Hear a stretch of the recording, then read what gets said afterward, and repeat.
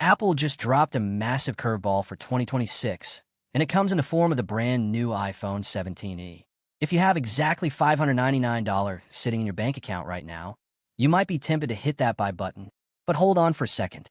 While Apple is giving you some flagship-level features for a budget price, they're also hiding one major compromise that could completely ruin your experience. Is this the best budget phone Apple has ever made? Or is it a cleverly disguised trap to make you spend more money on the premium models? Let's uncover the truth about the iPhone 17e. Right out of the box, the iPhone 17e actually feels incredible. Apple did not completely reinvent the wheel here, but they did not have to. You get that beautiful modern iPhone design. It has the flat edges, a sturdy aluminum frame, and a gorgeous frosted glass back.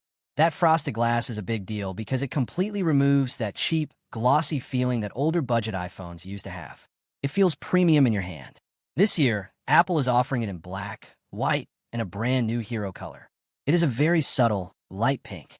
It is not overly saturated or blinding. In fact, on camera, it might even look close to white, but in person, it adds just the right amount of spice to make it stand out from the boring standard colors. But a phone is not just about looks. It is about power.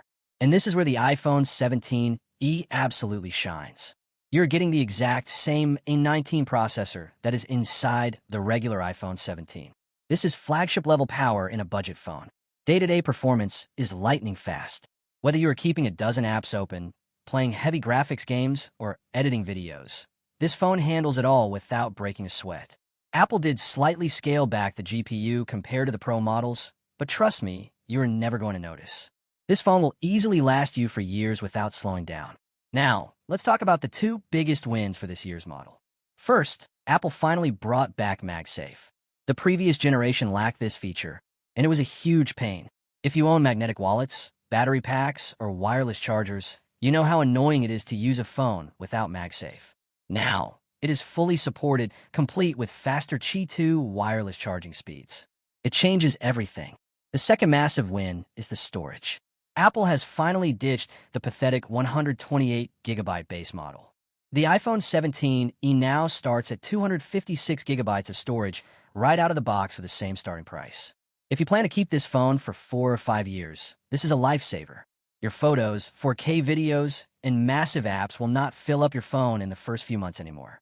But now, we need to talk about the catch. The biggest compromise of the iPhone 17e is sitting right on the back of the device. It only has one single camera. Yes, it is a very good camera. It is the same 48-megapixel fusion lens found on the standard iPhone 17. The photos it takes are sharp, colorful, and packed with detail thanks to Apple's incredible software processing. But having only one lens means you lose so much versatility. There is no ultra-wide camera to capture big group shots or beautiful landscapes. There is no dedicated telephoto lens to zoom in closely on distant objects. You have to rely purely on digital crop zoom. If you're someone who just snaps a quick photo of your dog or your dinner, this single camera is totally fine. But if you take a lot of photos for social media and want creative options, you're going to feel very limited. Apple knows exactly what they are doing here.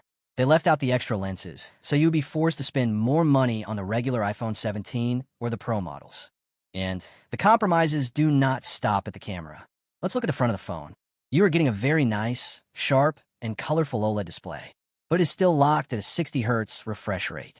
There is no promotion 120Hz here. If you're upgrading from an older basic iPhone, you probably won't care. But if you have ever used a phone with a high refresh rate, going back to 60Hz feels a little choppy. Animations just do not glide like they do on the Pro models. What is even more jarring are the chunky bezels around the screen. If you compare it to the incredibly thin borders of the Pro models, the black border on the 17, it looks a bit dated. And yes, the famous notch is still here. Rumors heavily suggested we would get the dynamic island this year, but Apple said no. The notch lives on for at least one more year. So, what is the final verdict?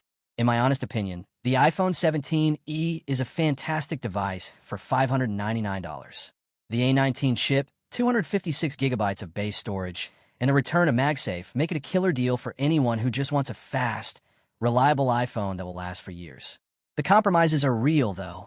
The single camera and 60Hz display with chunky bezels are the price you pay for saving money. If you do not care about zooming in perfectly on photos or having the smoothest screen animations in the world, This is absolutely the phone you should buy. It gives you the core Apple experience without the premium tax. But what do you guys think? Is the single camera a deal breaker for you? Or are you rushing out to buy the new pink model? Let me know your thoughts down in the comments below.